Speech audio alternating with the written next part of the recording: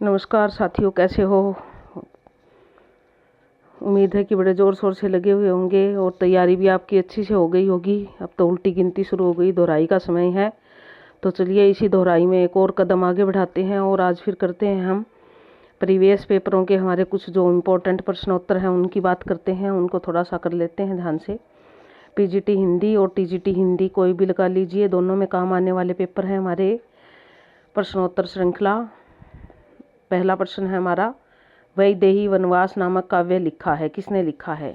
बहुत ही इम्पोर्टेंट है ये वैदेही काव्य वनवास। अयोध्या सिंह उपाध्याय हरिओद जिनका है ये, तो बी इसका ऑप्शन हमारा रहेगा। ठीक है, ये बी ऑप्शन आधुनिक काव्य है ये हमारा। उसके बाद अगला देख लीजिए, रसज्ञ रंजन किस प्रसिद्ध निबंधकार की कृति है। रसज्ञ रंजन किस प्रसिद्ध निबंधकार की कृति है, यानी कि निबंध है ये, निबंध संग्रह है और इसको हमने पढ़ा भी है। मैंने आपको आचार्य महावीर प्रसाद द्विवेदी जी करवाए थे, तब ये पढ़ाया भी था मैंने आपको, तो इसलिए डी ऑप्शन रहेगा इसका। रसज्ञ रंजन जो है आचार्य महावीर प्रसाद द्विवेदी जी की है। उसके बाद तीसरा प्रश्न आ जाता है हमारा। तीसरा प्रश्न क्या कहता है कि आधुनिक हिंदी कहानी का आरंभ सरस्वती पत्रिका के सन 1900 में प्रकाशित अंक की किस कहानी से माना जाता है। देखिए 1900 में सरस्वती पत्रिका निकली थी। सरस्वती पत्रिका का जो है आरंभ 1900 जनवरी 1900 में हुआ था। ध्यान देना, ये नोट कर लेना, कई बार पूछ लिया जाता है। जनवरी 1900 में प्रकाशित हुई थी सरस्वती पत्रिका, निकली थी। इसका जो अंक था उसमें 1900 में प्रकाशित हुई थी इंदुमती। तो ये जो हमारी दूसरी कहानियाँ हैं जिनका जिक्र है यहाँ पे, नासिक के तोपाखान है और रानी केतकी की कहानी है, यमलोक की यात्रा है, ये अलग अलग समय में निकली। यदि 1900 की बात, रानी केतकी की कहानी तो पहले निकल चुकी थी, आपको याद हो तो। रानी केतकी की कहानी जब हमने फोर्ट विलियम कॉलेज की स्थापना थी उसके बाद पढ़ी थी, तो 1803 के आसपास, 1803 में निकली थी ये। तो बहुत सारे लोग इसको जो है उदय भानचरित भी है इसका दूसरा नाम, इसी को प्रथम कहानी मानते हैं। लेकिन पूर्ण रूप से विकसित कहानियों की यदि बात आती है तो फिर 4-5 कहानी जो दुलाई वाली, 11 वर्ष का समय और देवरानी जिठानी, इंदुमती आदि इस प्रकार की कहानियों के नाम आते हैं। तो इसमें जो है हमारा ये जो नासिकेतोपाख्यान थी ये भी बाद में निकली थी। इंदुमती कहानी जो है वो 1900 में निकली थी। तो इस आधार पर 1900 में अगर पूछते हैं तो हमारा ए ऑप्शन रहेगा, इसका ए ऑप्शन। ठीक है, तो उसके बाद अगला देख लीजिए, रंग में भंग नामक काव्य कृति के रचयिता कौन है। मैथिली शरण गुप्त का रंग में भंग नाटक सी आ जाएगा हमारा ये, रंग में भंग मैथिली शरण गुप्त।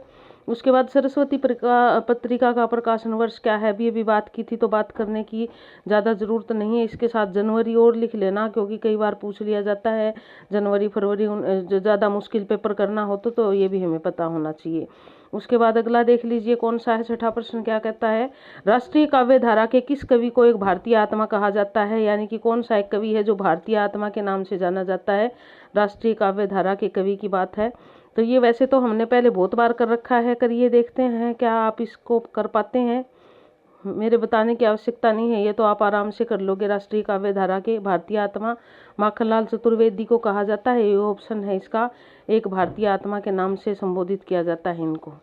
उसके बाद अगला देख लीजिए, अब यहाँ पर जो है सूर्यकांत त्रिपाठी निराला है, इनको भी कुछ कहा जाता है, चलो इनको भी देख लेते हैं। सूर्यकांत त्रिपाठी निराला है, इनको मुक्तक संध्या के चरण का प्रणेता भी कहा जाता है, या जो है ना संघर्षरत कवि भी कहा जाता है इनको। इस प्रकार के समन्वय, निराला जो है ये इनका उपनाम इसी पे पड़ा था, समन्वय और मतवाला पत्र के संपादक के रूप में भी नाम आता है। बालकृष्ण शर्मा नवीन, ये जोश और रोज भरी कविताओं के नाम से प्रसिद्ध है। सुभद्रा कुमारी चौहान की बात भी यदि आती है, ऐतिहासिक और जोशीली रचनाएं और नारी प्रधान रचनाएं लिखने के लिए विख्यात है। जैसे कि इनका नाम आता है सुभद्रा कुमारी चौहान का, खूब लड़ी मर्दानी, वो तो झांसी वाली रानी थी, उस जो न लंबी कविता है उसको लिख के ये जो न बहुत ख्याति मिली थी इनको। तो इस प्रकार इनके अलग अलग जो है सबके नाम के साथ कुछ ना कुछ लगा हुआ है। उसके बाद अगला 7वां प्रश्न देख लेते हैं, जयशंकर प्रसाद की कामायनी की भाषा क्या थी। जयशंकर प्रसाद की कामायनी को तो हमने बहुत बार पढ़ा है। कामायनी जो है वो उसके सर्ग किस प्रकार है, जब हमारी मनु के माध्यम से किस प्रकार हमारी सृष्टि का आरंभ हुआ था, वो अलग अलग खंडों में विभाजित किया। उसके 15 खंड है, जो मनुष्य की 15 अवस्थाएं होती है अलग अलग, उन्हीं को लेके अलग अलग खंड है उनके। तो ये लिखा अगर यहाँ पर तो हमारी कामायनी की भाषा पूछी गई है, खंड नहीं पूछे गए, तो खड़ी बोली में लिखा गया है ये। खड़ी बोली का महाकाव्य है जयशंकर प्रसाद का। उसके बाद 8वां प्रश्न देख लीजिए, नारी विमर्श पर लिखने वाली पहली लेखिका कौन है। नारी विमर्श का मतलब है कि नारी की समस्याओं को उठाकर नारी के बारे में जो है अपने विचार देने वाली।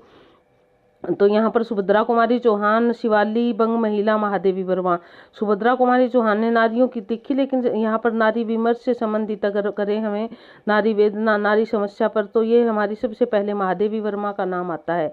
बंग महिला पहले हुई है, लेकिन इन्होंने इतना नहीं लिखा। अगर उसका आरंभ लिखने वाली पहली लेखिका पूर्णतः है तो महादेवी वर्मा है। उसके बाद देखिए अगला नाम लिखते हैं, अगला प्रश्न देखते हैं क्या है। लखनऊ में आयोजित 1936 के प्रगतिशील लेखक संघ के ऐतिहासिक अध्यक्ष कौन थे। ये मैंने आपको पहले भी बता दी हूँ, कई बार बात हो चुकी। यदि हम बात करते हैं प्रेमचंद की, तो जब मैं इसका जिक्र जरूर कर देती हूँ। प्रगतिशील लेखक संघ की स्थापना कहाँ हुई थी, भारत में कब हुई थी, और ब्रिटेन में सबसे पहले कहाँ हुई थी, ब्रिटेन में हुई थी। ये हमने कई बार बात कर ली। तो इनके अध्यक्ष की बात भी हमने करी है। उम्मीद है कि आपको जल्दी सी इसका आंसर पता चल गया होगा। इसके उत्तर है प्रेमचंद जी ने की थी। उसके बाद तो ये 10वें प्रश्न पे बढ़ते हैं दोस्तों। इससे पहले उम्मीद करती हूँ कि आपने लाइक भी कर दिया होगा और शेयर भी कर दिया होगा। आप सोचते हो कि मैडम बार बार लाइक शेयर की बात करती है, तो यह अति आवश्यक है, क्योंकि आपके कमेंट्स पढ़कर, आपका लाइक, आपका शेयर, जब आप सब्सक्राइब करते हो, तो ये सारी चीज़ें देखकर हौसला बढ़ता है और इसी को देखकर प्रेरणा मिलती है। क्योंकि मेरा कोई और विशेष उद्देश्य नहीं है, सिर्फ आपको सहयोग करना है जिससे आपका स्टेट क्वालिफाई हो जाए। ये चैनल निःशुल्क है और हमेशा ऐसा ही रहेगा। मैं उम्मीद करती हूँ कि मैं कभी भी इसको जो है ऐसा नहीं करूँ कि जिसको लेने के लिए आपको कुछ सोचना पड़े। तो इसलिए आप साथ साथ चलते रहिए, आगे भी बहुत कुछ आएगा इस पे। जो है अभी हम ग्रामर की भी बात करेंगे। तो चलिए देखते हैं अगला प्रश्न। अगला प्रश्न क्या कहता है, परिमल किस कवि की रचना है। सूर्यकांत त्रिपाठी की है परिमल, काफी चर्चित रचना रही उनकी, सूर्यकांत त्रिपाठी निराला जी की है। उसके बाद है हिंदी साहित्य में निम्नलिखित पंक्तियां किसके द्वारा लिखी गई है। पंक्ति देख लेते हैं क्या है। जद्यपि सुजाति सुलक्षणी सुवर्ण सरस सुवृत भूषण बिनु न विराजई कविता वनिता मित। बहुत ही इंपॉर्टेंट पंक्ति है, कई बार आती है ये, और ये जो है हमारी अलंकारों के बारे में है। और इसके लेखक जो है वो केशव दास है, यानी कि केशव ने लिखी थी। जो केशव हमारे रीतिकालीन कवि है, केशव जिन्होंने लक्षण ग्रंथों की रचना की है, उन्होंने ये लिखा है। उसके बाद अगला प्रश्न क्या कहता है, धूमिल को किस काव्य कृति पर साहित्य अकादमी पुरस्कार मिला। अब धूमिल की रचनाएं कल सुनना मुझे, सुदामा पांडे का प्रजातंत्र, सड़क से संसद से सड़क तक, और किसी पर भी नहीं, ये सारी रचनाएं हैं उनकी। लेकिन जो है ना संसद से सड़क तक, जब वो धूमिल पांडे जी जीवित थे तो उनकी एक ही रचना प्रकाशित हुई थी, बहुत चर्चित रही थी ये संसद से सड़क तक। हमारे जो है ना आजकल जो राजनेता हैं उनके बारे में बड़ा करारा व्यंग्यात्मक कृति थी। लेकिन उनको जो साहित्य अकादमी पुरस्कार मिला है उनकी मृत्यु के बाद मिला है, और वो जो है उनकी रचना है कल सुनना मुझे, उस पर उनको ये मिला है, यानी कि ये आ जाएगा। ठीक है। उसके बाद है नई कविता के प्रवर्तक थे, यानी कि नई कविता के प्रवर्तक किसको कहते हैं। नई कविता के प्रवर्तक भी भारतेंदु हरिश्चंद्र जी को माना जाता है, क्योंकि हरिश्चंद्र जी ने एक नया रूप दिया कविता को। नई कविता का मतलब कि उन्होंने एक नए परिवेश में ढाली, कविता का जो है विषय बदला और कविता को एक नया रूप दिया, तो इसलिए भारतेंदु का नाम आता है जहाँ पे ये दिए हुए हैं उनमें से। तो उसके बाद 14वां हमारा प्रश्न कहता है कि हिंदी अपने जन्म से ही ब्रज भाषा की प्रवृत्ति के साथ खड़ी बोली की प्रवृत्ति के लिए आई थी। ब्रज भाषा के हाथ में हाथ दिए खड़ी बोली उतरी, यह कथन किस निम्न में से किसका है। आचार्य राम, इस प्रकार की तो परिभाषाएं जो है हमारे आलोचक ही कह सकते हैं, और यहाँ पर आचार्य रामचंद्र शुक्ल का नाम आता है। उन्होंने इस प्रकार श्रृंगारित और महिमा मंडित करके जो है हमारी खड़ी बोली का विवरण दिया है इन्होंने, तो आचार्य रामचंद्र शुक्ल जी आ जाएगा इसका। उसके बाद अगला प्रश्न है हमारा 15वां प्रश्न, आरोही क्रम में लिखिए। आरोही क्रम से अभिप्राय क्या है कि हम उसको जो है पहले कौन सी थी और बाद में कौन सी थी, इस प्रकार करके लिखेंगे।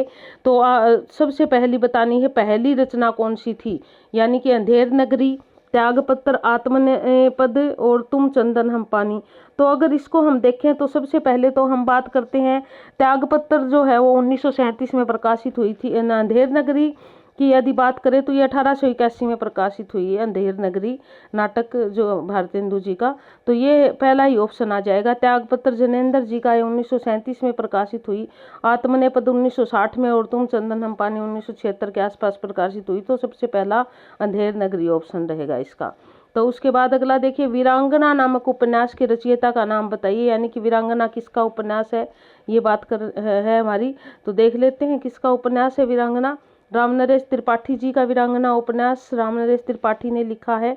उसके बाद अगला देख लीजिए, अगला क्या है प्रश्न हमारा, नहुस नाटक लिखा गया। ये प्रश्न पहले भी आ चुका, भारतेंदु हरिश्चंद्र के द्वारा, वियोगी हरि, शिवमंगल सिंह सुमन या गोपाल चंद के द्वारा। गोपाल दास गिरधर नाम है वैसे इनका, लेकिन गोपाल चंद दे रखा है, तो हम क्या करें यहाँ पर, और तो कोई हो ही नहीं सकता।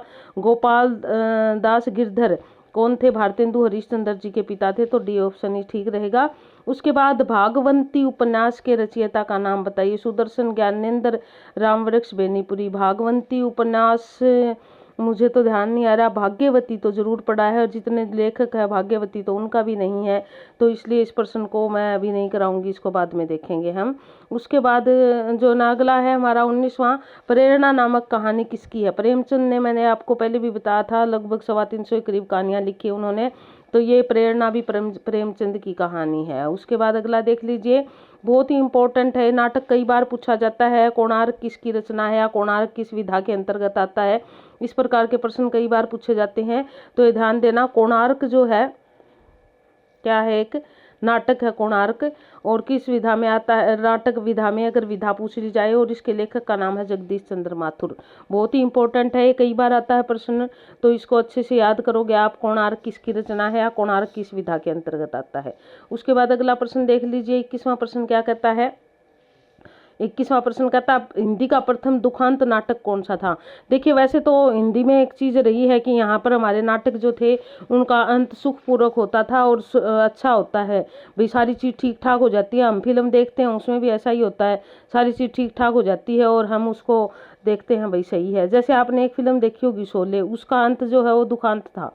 दुखांत क्या था कि एक मर जाता है और हम जो न वेदनामय हो जाते हैं जब उसका परिवार भी मर जाता है, तो वो क्या उसमें भी हो ना, क्योंकि उस समय लोग दुखांत को पसंद नहीं करते थे, तो उसके भी 2 वो टेक बनाए गए थे। एक में ना वो दोबारा जीवित दिखा दिया था और फिर उसका जो है ना अमिताभ का और जया भादुड़ी का ब्याह हो जाता है, लेकिन जब दुखांत वाली ही चल गई तो उन्होंने वही रखा, क्योंकि इस चीज का उस समय के डायरेक्टर को भी जो है ना रमेश सिप्पी जी थे, उनको भी ये था कि कहीं मेरी फिल्म चले ना चले, तो इसीलिए उन्होंने ऐसा किया था। तो यही नाटक भी होते थे इसी तरह के, दुखांत चलते नहीं थे, तो इसलिए अंत हमेशा सुखांत होता था। लेकिन रणधीर प्रेम मोहिनी नाटक जो था उसका अंत दुखांत किया गया था, ये पहला दुखांत वाला नाटक था हमारा, सी ठीक है इसका। उसके बाद अगला है 22वां, ध्रुव स्वामिनी नाटक की रचना किसने की थी। अब ध्रुव स्वामिनी ऐतिहासिक नाटक, और नाटक का तो नाटकों की जब बात आती है तो नाटक को तो बांटा ही इस भाग पे जाता है, जयशंकर पूर्व, जयशंकर प्रसाद और जयशंकर बाद, तो इस प्रकार बांटते हैं। तो जयशंकर जो है उनके ध्रुव स्वामिनी उनका अंतिम नाटक था, ये सबसे प्रौढ़ नाटक माना जाता है ध्रुव स्वामिनी, रंगमंच की दृष्टि से भी इसको सफल माना जाता है। उसके बाद अगला देख लीजिए, विख्यात मार्क्सवादी समीक्षक कौन है। अब यहाँ पर जितने दिए हैं समीक्षक, उनकी यदि हम बात करें तो उनमें रामविलास शर्मा है, इन पर मार्क्सवाद का प्रभाव था रामविलास शर्मा पर। उसके बाद अगला प्रश्न देख लीजिए, आपका बंटी उपन्यास की लेखिका कौन है। आपका बंटी जो है वो क्या है, एक आधुनिक समाज के जो माता पिता नौकरी करते हैं और किस प्रकार वो अलग अलग जो हो जाते हैं, फिर उसकी त्रासदी उनके बच्चों को झेलनी पड़ती है, इस प्रकार का उपन्यास है, मनु भंडारी ने लिखा था। बहुत ही रोचक उपन्यास है और इस पर जो है ना इसका नाटक रूपांतरण भी हो चुका है। उसके बाद अगला है हमारा प्रश्न, हरिवंश राय बच्चन की आत्मकथा के कितने भाग प्रकाशित हो चुके हैं। अब हमने कल परसों वाले पेपर में भी उनकी आत्मकथा पढ़ी थी, कई बार पढ़ चुके हैं हम, तो 4 भाग है उनकी आत्मकथा के जो अलग अलग नामों से हैं वो प्रकाशित हो चुकी हैं। उसके बाद 26वां प्रश्न है, हिंदी में रेखा चित्र के प्रथम रचयिता पंडित पद्म सिंह शर्मा की रचना का नाम बताइए। अब यहाँ पर इनकी जो पद्म सिंह शर्मा की रचना यदि बात करें तो पद्म पुराण है, पद्म पराग, यहाँ पर जो ना पद्म राग दिया हुआ है जो गलत है, इसको यदि पद्म राग करते या पद्म पुराण करते तो भी हम देखते, तो ये जो है इसलिए इसमें सारा गलत है इस प्रश्न में। उसके बाद अगला देख लीजिए, सही युग्म का चयन कीजिए, हमें सही जोड़ा चुनना है यहाँ पे। भगवती चरण उपाध्याय विलायत यात्रा, देवेंद्र स्टार्थी तूफानों के बीच, राम वृक्ष, बेनीपुरी हिमालय यात्रा, मोहन राकेश आखिरी चट्टान तक। बिल्कुल है, काफ़ी जो न चर्चित था ये आखिरी चट्टान तक, जो हमारे समुद्र के बीच में जो इंदिरा पॉइंट होता था उसका जिक्र था इसमें, और पहले ये हमारी +2 के सिलेबस में होती भी थी, अब तो नहीं है। तो ये डी ऑप्शन आ जाएगा इसका, आखिरी चट्टान ठीक है। राम वृक्ष, बेनी पैरों में पंख बांध कर ले, यात्रा वृत्तांत इनने सब ने लिखे जिनका ऊपर नाम है। उसके बाद अगला देख लीजिए, शब्द की वह शक्ति जिसमें वाच्यार्थ प्रकट होता है क्या कहलाती है। देखिए 3 प्रकार की शब्द शक्तियां होती है, अभिधा, लक्षणा और व्यंजना। जो वाच्यार्थ सीधा अर्थ प्रकट करती है उसको अभिधा शब्द शक्ति कहते हैं। जब वाच्यार्थ सीधा ना आए, किसी लक्षण के माध्यम से आए, जैसे उदाहरण के तौर पर हम कहते हैं कि फूल खिल गए, ये फूल का स्वभाव है खिलना, वो वाच्यार्थ से सीधी अर्थ स्पष्ट होगी हमारी। यदि इसी बात को हम कहते हैं कि सभी लोग खिल उठे, तो लोग जो फूल थोड़ी है जो खिल जाए, खिलना मतलब प्रसन्न होना, तो खिलने का लक्षण लोगों में दिखा दिया तो वो हो जाती है हमारी लक्षणा। और व्यंजना क्या होती है, व्यंजना होती है या तो 2 प्रस्तुत के माध्यम से किसी तीसरे की बात या किसी पर व्यंग्य किया जाए, तो वो हमारी जो है वो व्यंजना होती है। तो इसमें वाच्यार्थ से सीधा अर्थ प्रकट हो तो क्या होती है, वो हमारी अभिधा शब्द शक्ति होती है। उसके बाद अगला प्रश्न देख लीजिए, अगला क्या कहता है, सही युग्म चिन्हित कीजिए। वैदर भी माधुर है। अब देखिए जो हमारी ये रीतियां होती है उनकी बात है यहाँ पे। वैदर्भी, गौड़ी, पांचाली, 3 प्रकार की रीतियों का जिक्र है यहाँ पे। वैदर्भी माधुर्य से संबंधित होती है, तो ये बिल्कुल ठीक है, इसका ए ऑप्शन ही सही रहेगा। अब बात आती है गौड़ी और पांचाली और फिर गौड़ी की, तो दोबारा गौड़ी आ गई। गौड़ी को तो एक बार हम देख लेंगे गौड़ी में क्या होता है। तो गौड़ी जो रीति होती है उसमें ओज गुण होता है। गौड़ी में क्या होता है, ओज होता है, माधुर्य नहीं होता। और पांचाली जो रीति है उसमें माधुर्य होता है, उसमें ओज नहीं होता। तो इसलिए ये तीनों जो है हमारे गलत रहेंगे और ए ऑप्शन सही रहेगा। तो उसके बाद आगे चलिए, श्रृंगार रस का स्थायी भाव क्या है। श्रृंगार रस की यदि बात करें तो इसका स्थायी भाव जो है ना रति है। रस का एक वीडियो मैंने बनाया है बहुत अच्छे से डिटेल में समझा के, अगर आप चाहो तो उसको जो है ना विस्तार पूर्वक व्याख्या से ही देख सकते हो मेरे यूट्यूब चैनल पे जाके।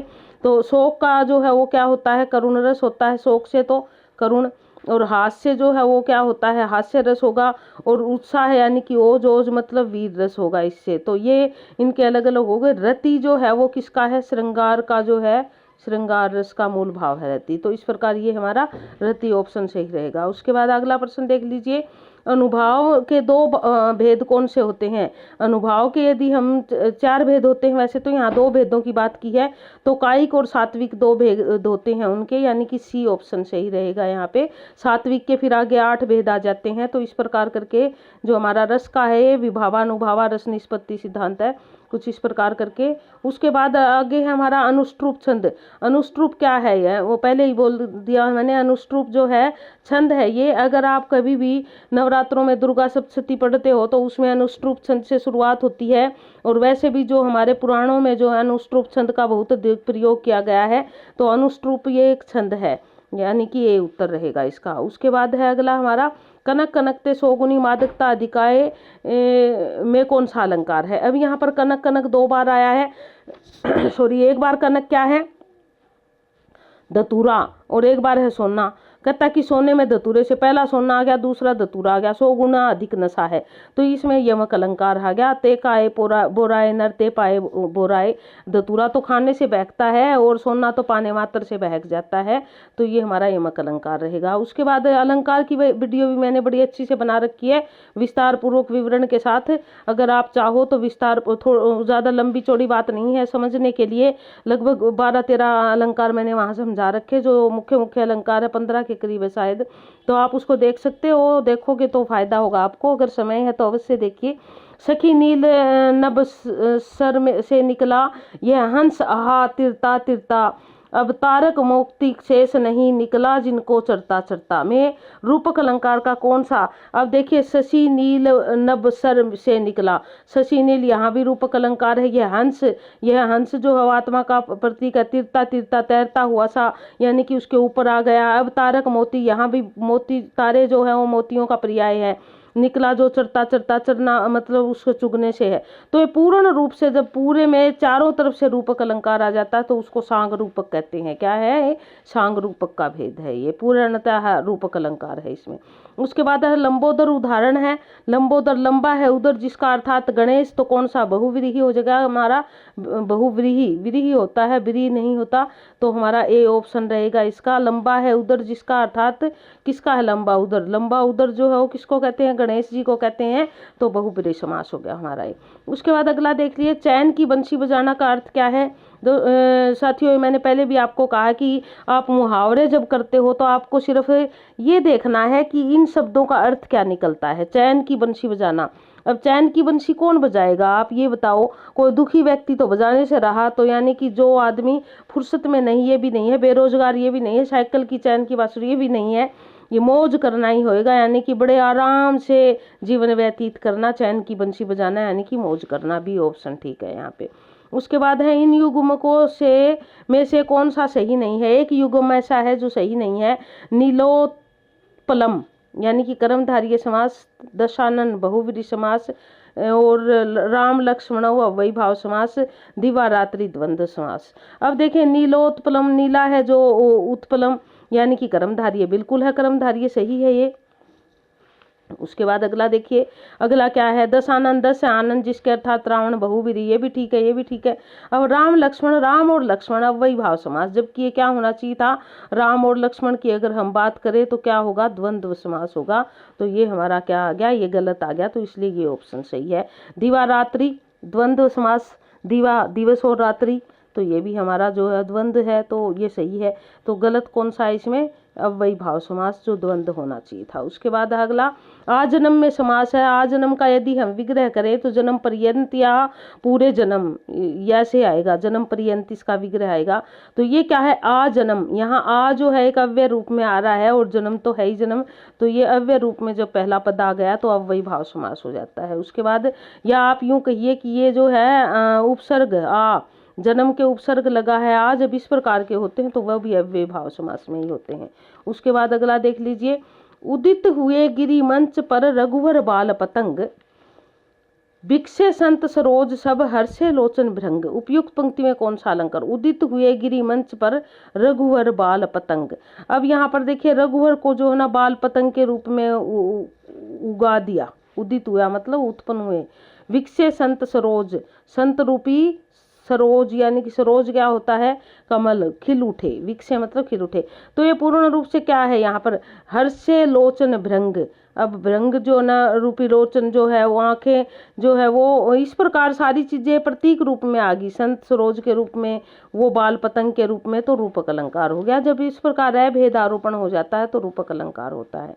उसके बाद अगला देख लीजिए 40वां प्रश्न क्या कहता है, विस्मय आश्चर्य किस रस का स्थायी भाव है। वीर रस, हास्य रस, अद्भुत रस और रौद्र रस। अब देखिए आप, वीर रस का स्थायी भाव तो क्या है, ओज है। हास्य रस का स्थायी भाव क्या, हास परिहास। रौद्र हस नहीं है, रस है। रौद्र रस का स्थायी भाव जो है वो क्रोध है।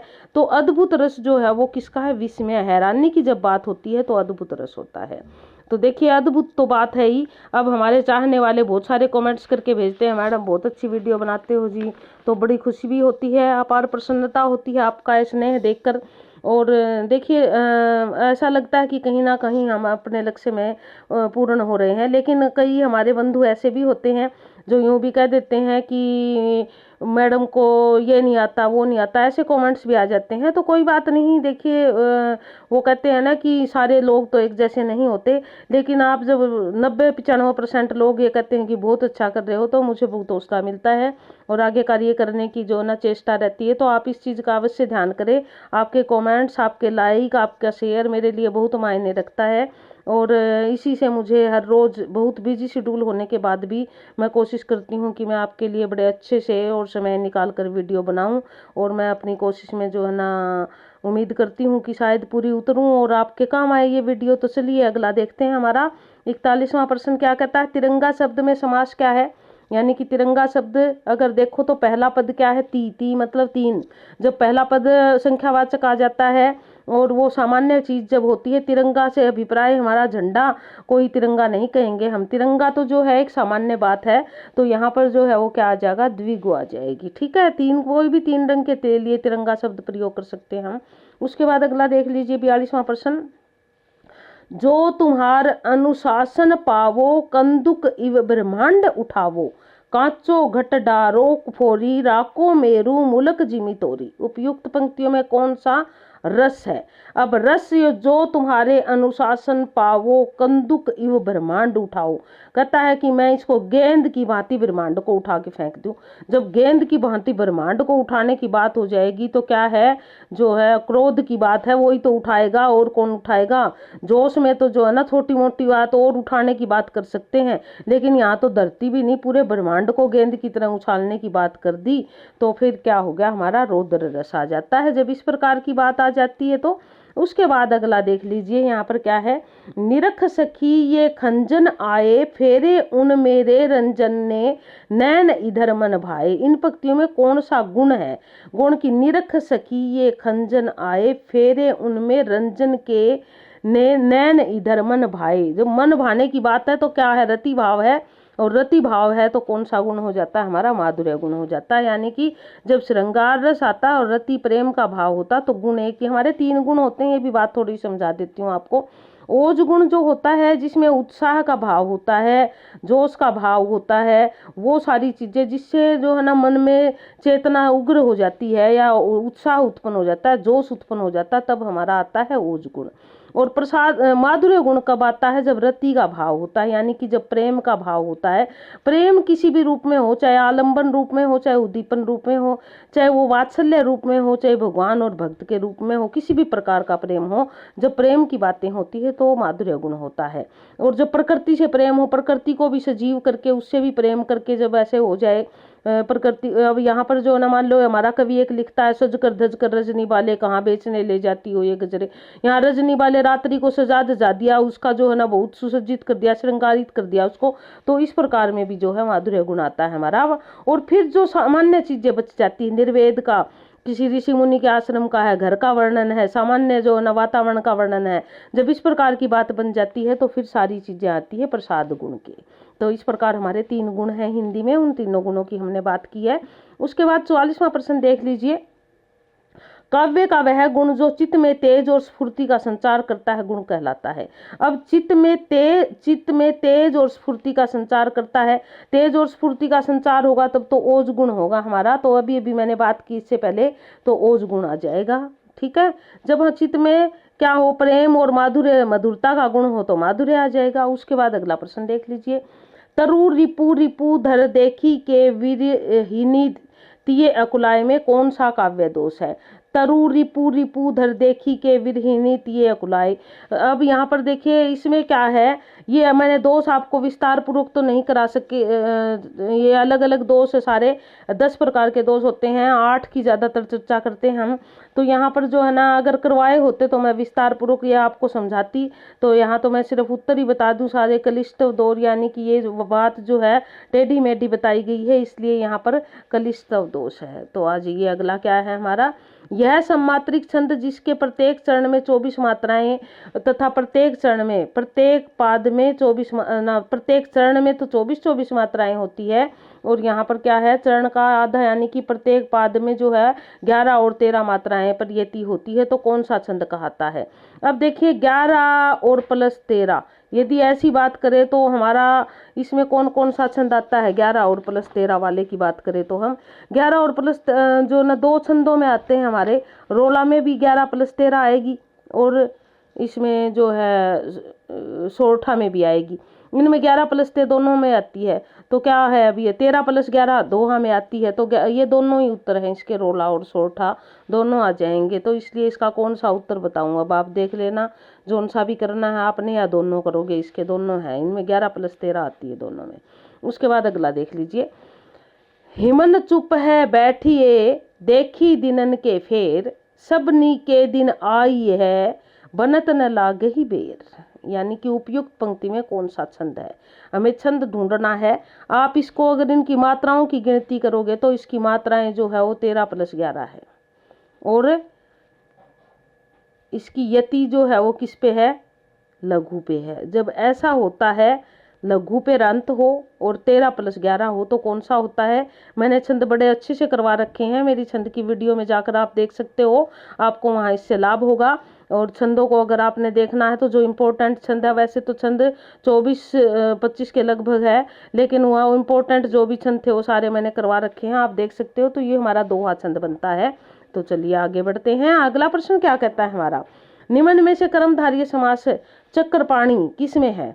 चक्करपाणी चतुर्युगम और नीलो। चक्करपाणी जो है ना, ये चक्कर है पानी जिसके, चक्कर है जिसके पानी यानी कि हाथ में, यानी कि विष्णु, ये तो बहुव्रीहि समास कर सकते हैं हम। चतुर्युगम जो है ना, 4 युगों का समाहार, तो ये हमारा द्विगु आ जाएगा। माता और पिता द्वंद आ जाएगा। नीलोत्पलम, नीला है जो उत्पलम, तो क्या आ जाएगा? ये हमारा कर्मधारय समास। तो सी उत्तर इसका सही रहेगा, सी सही है इसका। उसके बाद 49वां प्रश्न देख लीजिए। गौशाला शब्द में कौन सा, गो के लिए शाला यानी कि गो के लिए बनाई गई शाला यानी कि जगह है, तो के लिए कौन सा हमारा तत्पुरुष समास आ जाएगा यहाँ पर। अगर तत्पुरुष के भेद पूछे जाते तो फिर हम भेद बताते, अब अकेला तत्पुरुष पूछा गया है तो अकेला तत्पुरुष ही बताएंगे। अगला प्रश्न देख लीजिए। आंख की किरकिरी होना। अब आंख में कोई चीज किरकिरी पड़ेगी तो क्या होगा? कष्ट ही होगा। तो आंख की किरकिरी, अप्रिय लगना, कष्टदायक होना, बहुत प्रिय होना। तो यहाँ पर अप्रिय लगना भी हो सकता है और कष्टदायक भी हो सकता है, दोनों होता, लेकिन आंख की किरकिरी होना, कष्टदायक होना, इस पे उत्तर हम लगाएंगे। सी आंसर इसका उचित रहेगा। तो इस प्रकार जो है हमारा 50 प्रश्नों की ये सीरीज पूरी हुई। उम्मीद है आपको पसंद आई होगी और आपने इससे पूरा फायदा मिलेगा। आप इसको ध्यान से करो, लाइक शेयर करो, सब्सक्राइब करो। वीडियो देखने के लिए धन्यवाद। और फिर से एक नई वीडियो के साथ, नए जोश के साथ हम हाजिर होंगे। आप तब तक लगे रहिए, करते रहिए, और भगवान ने चाहा और आपकी मेहनत रंग लाई तो हमारा स्टेट अवश्य क्वालिफाई होगा। धन्यवाद।